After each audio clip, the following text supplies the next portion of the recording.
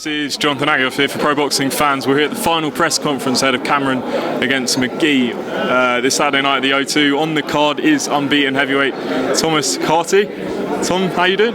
Good, yeah, 100%. Just flew over this morning, so a little bit tired, but we'll be good in a couple of hours' time, when to get a bit of a nap in. Well, you're back out 2 days' time, your second pro fight.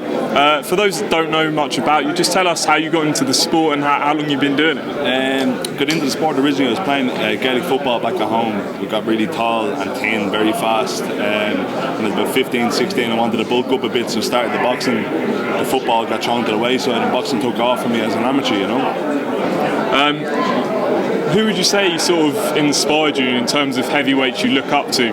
It's funny enough now because I'm signed on him as my manager, but in the lead up to the AJ and Dillian Whyte fight, Dillian Whyte was a massive inspiration to me, and back in the day, I think David Hay was the first pro fight I remember when he fought Valiev on TV, first pro fight I remember watching, What inspired you about Dillian Whyte back then? Was it the attitude of wanting to fight everyone? Yeah, it was his attitude. It was, nothing hand-picked. Not that anything was hand-picked for AJ, I don't mean that, but for Dillian Whyte, it was, he came up the hard way. He never had anything handed to him, and I really liked his attitude towards things, So, in camp with Dillian Whyte, obviously no longer happening, this Otto Allen fight. Yeah.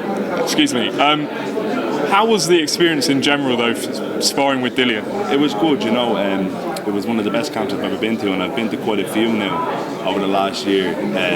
Dillian, the atmosphere is amazing in camp, it's very relaxed, but when it comes to sparring time, comes to training time, the atmosphere changes. But apart from that, very easy to be around, really knowledgeable guy, and took a lot away from him, took a lot away from him and his team.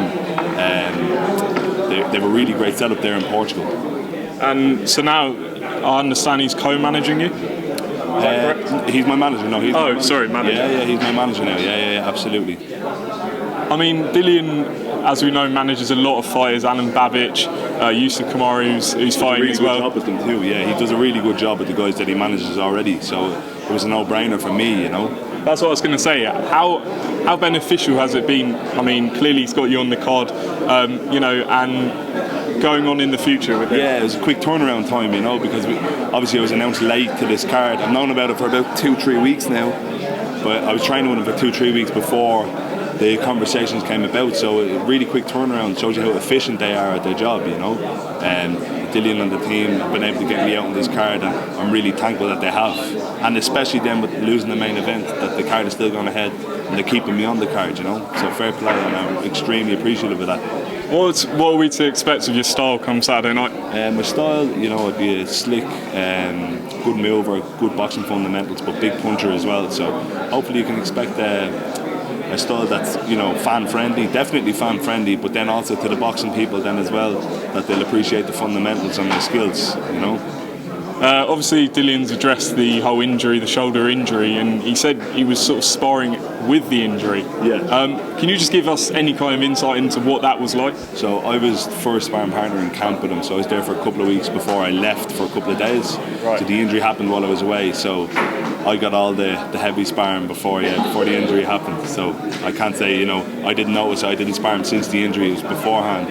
And he was firing on all cylinders, he was ready to go, as far as I was concerned, yeah. Obviously now he's talking about wanting to fight Tyson Fury, he is the interim champion. Yeah.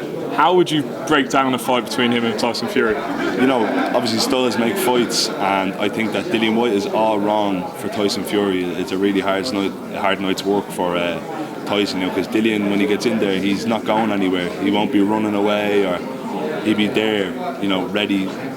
Dillian's the sort of guy, he said he'll take a couple to give one good one, you know what I mean? And I've seen him throwing that right hand over the top against me, and his left hook, so it's a hard night's work for Tyson, definitely. A great fight, but hard night's work for Tyson. I want to just talk about someone else you sparred, Anthony Joshua.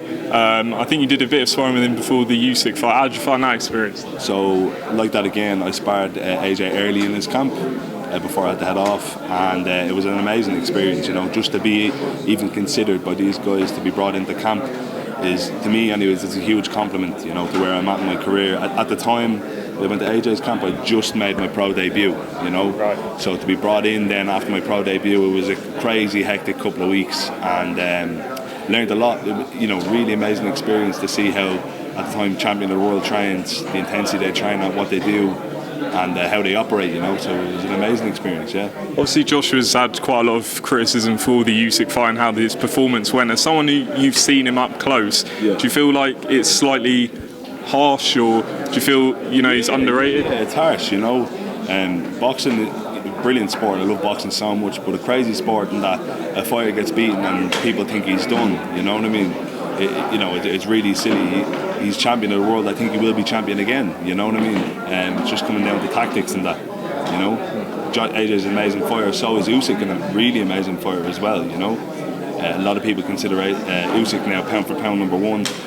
I would say he's pound for pound number one, number two as well, along with Canelo. But by no means is too much of an ask for AJ to come back and beat him in the rematch. Tom, really appreciate your time. Just tell us where to follow you. You can follow me on Instagram at _Thomas Carty, and I forget my Twitter name, but type Thomas Carty in and you'll find me. It's the Irish flag, yeah. You'll find it. All right, Tom, appreciate your time and best luck.